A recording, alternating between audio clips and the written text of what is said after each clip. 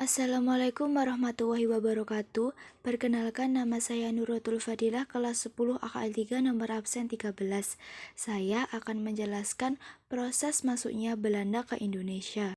Isi materinya yaitu: pertama, kapan dan di mana awal masuknya Belanda ke Indonesia; kedua, tokoh dan peranannya; ketiga, tujuan kedatangan Belanda ke Indonesia; keempat, dampak positif dan negatif Belanda ke Indonesia.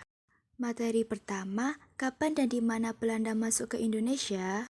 Pada tahun 1595, Belanda dalam rutenya hingga ke Indonesia yaitu Barat Afrika, Tanjung, Harapan, Samudra Hindia, Selat Sunda, Banten, yang membawa 4 kapal dipimpin oleh Cornelis de Houtman. Sesampainya di Indonesia, tepatnya di Banten, masyarakat menerima kedatangan rombongan Cornelis de Houtman. Namun, belum lama singgah, rombongan Cornelis de Houtman diusir oleh masyarakat Banten karena sikap yang kurang menyenangkan, dan akhirnya orang-orang Belanda meneruskan perjalanan ke timur, tepatnya Bali. Tidak sampai di situ, rombongan kedua yang berkebangsaan Belanda pun masuk ke Banten yang dipimpin oleh Jacob van Eyck dan van Warwick pada tahun 1598 yang membawa 8 kapal pengangkut rempah-rempah.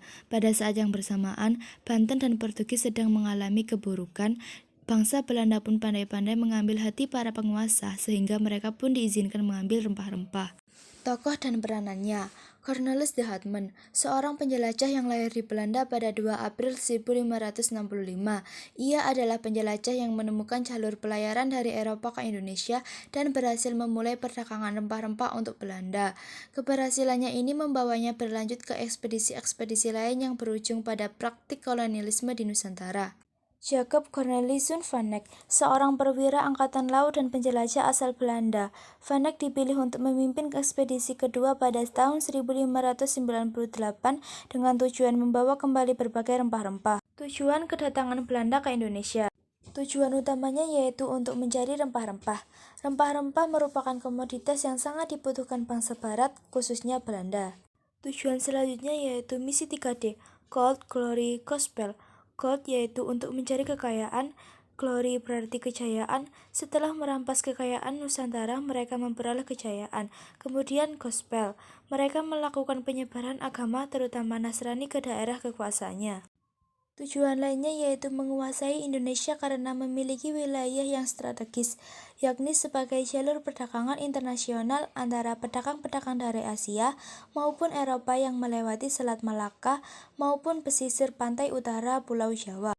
Dampak positif dan negatif Belanda datang ke Indonesia. Dampak positifnya yaitu: pertama, adanya teknologi yang dibawa oleh Belanda; kedua, tambah pengetahuan masyarakat dalam bidang cocok tanam; ketiga, pembangunan infrastruktur secara besar-besaran seperti jalan, bangunan, sekolah, dan sebagainya; keempat, pendidikan yang semakin baik; kelima, tambah pengetahuan tentang bahasa, khususnya bahasa Belanda; keenam, rakyat Indonesia mengenal teknologi multicrops dalam pertanian. Dampak negatifnya yaitu: pertama, rakyat semakin miskin dan sengsara; kedua, kesejahteraan rakyat yang sangat minim; ketiga, terjadinya kesenjangan sosial; keempat, jumlah penduduk yang menurun; kelima, banyaknya kasus kelaparan dan kasus kematian; keenam, hasil pertanian yang dibeli dengan sangat murah; ketujuh, banyak masyarakat yang kesulitan mencari pangan; kedelapan, terpecah-pecahnya masyarakat Indonesia karena politik adu domba. Sekian penjelasan dari saya. Mohon maaf bila ada salah kata. Terima kasih. Wassalamualaikum warahmatullahi wabarakatuh.